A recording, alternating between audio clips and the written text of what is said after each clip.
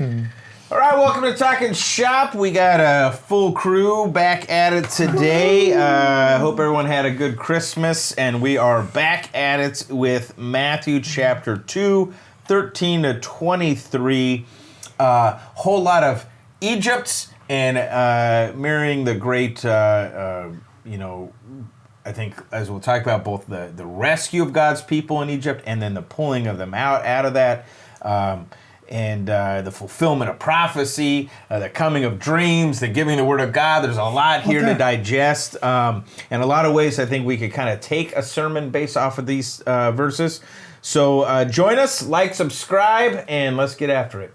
In the arms of the King, I have punched A few more adjustments. and been knocked down, called God a liar, Oh, God. and took his cry. You need some medicine. Nope, turns out we need a restart. In the arms All right, welcome to Talking Shop. We are looking at Matthew chapter 2, 13 through 23. And when they had departed, who's departing? The Magi. The Magi. That's what I had to ask. Yeah. So the Magi have come and gone now. Went by another way, didn't go back until Herod. These wise men aren't so wise. Yeah, Well, they're wise with the stars. Yep, just Right. with the stars. And they headed back. And so after that happens, Joseph gets a dream. And we find out in this text that, man, Joseph gets a lot of visits from angels in dreams. He's not so wise either. He's got to be told a lot. He's gotta be what told to a do. lot. It reminds me of Yeah. another Joseph who had dreams. That's right. So rise, take the child and his mother and flee to Egypt. Right? And remain there for what? What's the reason? Why do they need to go to Egypt? Herod got wind of a king supposed to be born, and he wants to kill him. Yeah. Yeah. Herod is He feels seeking threatened. the child. That's all this angel calls him. The child. The child. All the way through this whole section. This is just the child. So it's probably not the one that said name him Jesus, because this angel didn't know. What's his name again? That's pretty good. That's pretty good. They take the kid. the kid. Right. Yeah. And I think actually this text is kind of when I preached on the fourth Sunday of Advent that from Matthew 1 with the angel dream to Joseph. I said part of this is this call of Joseph into this role of protector, guardian for the incarnate Word of God, all this kind of stuff. And you definitely see that playing out here. Like he's got a responsibility. The insanity that God comes in such a weak, humble way that needs protection. Yeah. For starters, is a shocking. Well, as right? as the texts go, we think about Mary playing a big role. Yeah, yeah. In Matthew, Mary's just called the mother. Yeah. Right? And it's even his mother. It's the child's mother. It's not your wife or your woman. But he's son of David, as we said in that text too. That's so right. He is playing that Exactly right. role of son of David. Son of David. Yeah. So Herod's going to kill the kid. So he gets up in the middle of the night, wastes no time, and heads off to Egypt. I think you could definitely, if you're preaching this text, you can pull into some of the, this is perhaps the reason that the Magi showed up in the first place and left them these very expensive gifts, because now he can afford to go to Egypt. Yeah, that's true.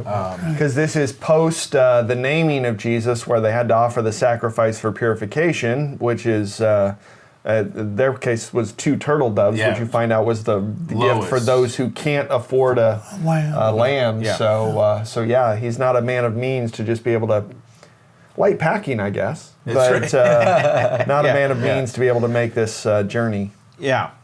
So they go to Egypt and they stay there until the death of Herod. And you get this wonderful line, this is to fulfill what was spoken by the prophet, out of Egypt I have called my son. What is beautiful about that? I mean, I think it's a great image. Yeah, deliverance.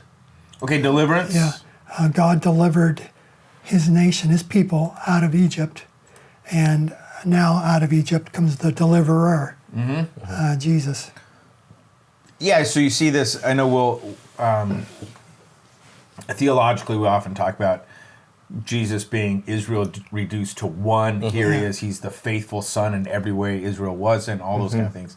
But he is replaying these things in a sense. He's going to be called out of Egypt, brought back, and all those kind of things. And Egypt's always the refuge place, right? Where every time there's trouble, we go there. Like I talked about how all the brothers of Joseph go to Egypt because they need to be rescued from a famine. Very good, And so they need to be rescued from death. And then the same way for Christ, he needs to be rescued from death from Herod. So that's why he has to go to Egypt. Yeah, very good. Yeah, Nice. Yeah, and if you read Hosea, that Israel reduced to one, he has to be that.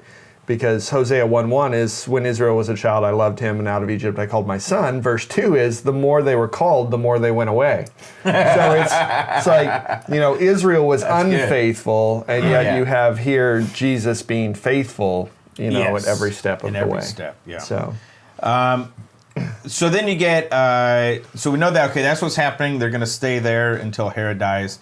In the meantime, before Herod dies, he is upset.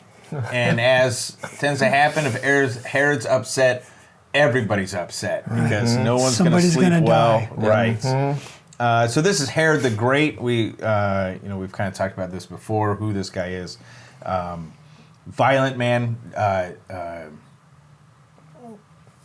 Maybe you'd say jealous of his kingdom, maybe something like that. I learned a new tidbit, and I think you get this out of Josephus, that when he died, he left a will as to what his funeral was supposed to be like.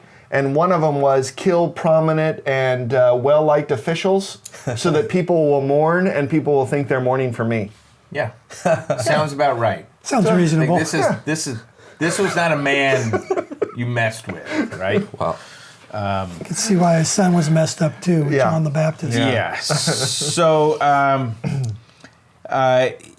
the wise men go a different way. They don't come back, which Herod had told them to do, right? So he's tricked by them. He becomes furious. And so he sends some guys to do what? Slaughter. Yeah. All the kids under the age of 2. Yeah. All male children in Bethlehem because they were told... when they consulted the scriptures, this is where the child will be born.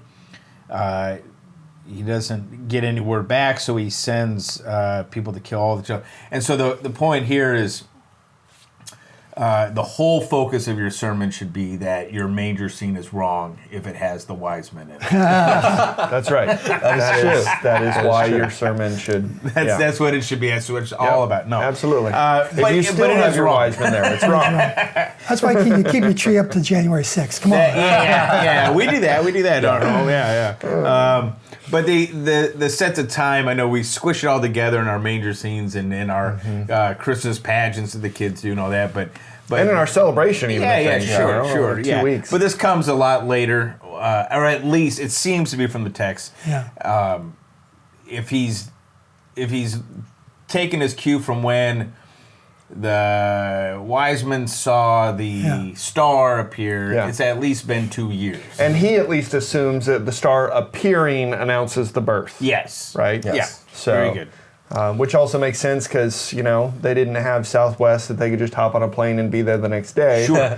It took them a couple of years to figure that out and to be able to gather that journey. And I like the fact that the parallel of Egypt is still carrying through, right? Now Herod's taking the playbook from Pharaoh and killing all the kids too. So it's just, that's the whole motif that's going through this whole entire story. And the one greater than Moses is going to escape that by miraculous means and end up returning.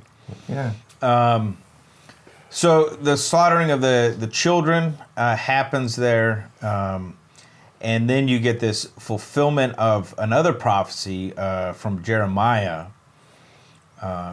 We didn't talk about too much about this when we did our translation, but a voice was heard in Ramah, weeping in loud lamentation. Rachel weeping for her children. She refused to be comforted because they are no more. Got any insight on that? What would we? Something you'd maybe pull out of there? What's the context in which of Rachel weeping for her children? People got nothing. It's like, I don't know. It's a good question. I was pulling up my quick commentary, and I'm just going to read it. So Sure. you go. I'm going to get myself in trouble. The plain meaning of this verse from Jeremiah doesn't refer to the Messiah, but to the slaughter of the northern tribes of Israel by the Assyrians. But there's an undertone in which Matthew makes use. The traditional place of Jacob's wife Rachel is in Ramah, just outside of Bethlehem. One can visit what's called Rachel's tomb there today. Sure. Mm-hmm. Just as Rachel in her grave mourns for her posterity, descended from her son Joseph, so the many women of nearby Bethlehem mourned for their slain infants. So you definitely get this. There's consequences to the coming of the Son of God. Even for those who aren't directly involved in this moment, right? Right. But it kind of speaks to the cosmic conflict Sure. as well. As Jesus would later say, the thief, the devil, comes only to steal, kill, and destroy. Yeah. And of course, the one they're seeking first and foremost to destroy is the Son of Man. Yeah. There, it's interesting. I think I could be wrong about this, but I think if there is that small observance of the slaughter of innocents, which this is the text for, and the collect for that day, if I remember correctly, speaks about these children as witnesses. Yeah. And that's an interesting thing through it. Basically, they're martyrs. Right. Yes. And that's fascinating because that's kind of pushing our understanding of martyr way further than we normally would, right? Yeah. Because they're not like bearing witness in that way, Right. but they are. They take the brunt of this brutality that comes because of the coming of Christ. They were killed because of the Son of God. Yeah, Right. Almost kind of like Abel's blood speaks forth from the ground. Sure, maybe like that. Yeah. Well, as Matthew will go on to say in the Beatitudes, right? Blessed are you when you are persecuted for my name's sake. Yeah, very good. Right? Yeah. So, they're persecuted whether they know it or like it or not. Yeah. But then Herod dies. And Joseph gets another dream. Man, this guy, right? Racking them up. Yeah. Dream. He's in Egypt. He gets another dream. Angel of the Lord comes to him, says, time to get up and go. Take the child and his mother back to the land of Israel. For those who sought the child's life, his soul, his lifeblood are dead. And he gets up and comes back, and then what? And then he hears that Herod's son Archelaus, who is also going to have a short reign because he tries to be like his dad, and Rome doesn't like it too much, and so they kick him out. That's how Pontius Pilate comes into the scene. That he's in Judah or Judea, and he's worried because maybe the stories about Archelaus have already gotten out. That's right. That's right. So this is not good. This is not. It's not Herod, but it's not better. Yeah. Right. Yeah. And then down the line, another Herod comes that they're all against. Well, and Jesus. who knows? I mean, if Herod puts in his will, slaughter the well-liked in the community so that they'll mourn for me, he might have put in his will and keep a watch out for this guy. Yeah. Sure. It's going to come up somewhere. Yeah. So. So he's afraid to go there, and guess what? Another dream. Oh. Yeah. Number 4. He was for warned Joseph. in a dream. He withdrew to the district of Galilee, and in fact settles in Nazareth. And then we get another one of these interesting little fulfillments of prophecy that it was spoken by the prophet that might be fulfilled. He shall be called a Nazarene. Right. You want to give us a little more insight to that, Matt? 'Cause I thought you had some good stuff I to guess say I there. can. So here's the problem with that verse is that the Messiah is never called to take on a Nazirite vow, which is where you would assume the Nazarene comes from. So what prophets are you possibly talking about? And the possibility has been postulated, a little alliteration there, That's nice. that Nazarene is actually transliterated from the Hebrew, which I guess it would be either, but it was wrongly transliterated, and it's probably Netzarim, Okay. TZ, and Netzer is the word for branch. And so it fulfills Isaiah chapter 11, verse 1, out of the root of Jesse will come a righteous Netzer, branch. Nazareth is rooted in that. And Nazareth, if you read some of the history on it, was set up by the line of David because Herod was persecuting the line of David, Right. and so they went and established in the Galilee branch town, Nazareth, Okay. which is where that comes from. So From Breadtown to Branchtown. from Breadtown to Branchtown, that's right. Yeah. That's pretty good. All right, so if you're preaching this text, do a little quick whip around here. What are you kind of hitting on? What are you focusing on? Anyone? Well, just the parallels of prophecy, right? Just the fact that, God is already showing us how He's going to deliver us and how He delivered us the first time. And then Yeah. He's going to do it again the second time. Just like Christ is coming, He came for the first time and He will come again to deliver us once again. Those who are faithful, those who are, already bounded to their beliefs and confessions, Yeah, good. And another way you might go is with that conflict that I brought up before, the cosmic conflict, because now we're placed into that conflict. Now you're a target for the devil who goes to and fro around the world seeking whom he devour. And we got our name Christ placed on us at our baptism, so we're enemies to that same evil force. Yeah. And we'll suffer Yeah. persecution, and Jesus say you're blessed for it later on in the Sermon on the Yeah, in Mount. Sermon on the Mount. Yeah, Sure. yeah. Sure. Well, I mean, dream comes up three times in this text. This is the fourth of Joseph's dreams. So I think there's something to be said there. And again, not that we get dreams, but that the Lord comes to us and speaks. Sure. And, are we willing to hear those, or are we just going to go our own way? And here you find Joseph not being faithful to himself, because after all, he wants to divorce Mary.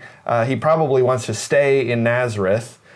He's fine down in Egypt, it appears, at least, and so, but he hears that word of God, he hears that decree of God, And he's faithful to it. Yeah. And so that's, and it ends up bringing about the fruit of God's kingdom. So Sure. Yeah. yeah. Good stuff. Take a moment to like and subscribe. Check out crafterpreaching.com. There'll definitely be an article there on this text along with the others this coming Sunday. We hope you all had a very Merry Christmas, but the preaching task rolls on. Sunday's There's no coming. pause. So, continue with the good work, and God bless your preaching.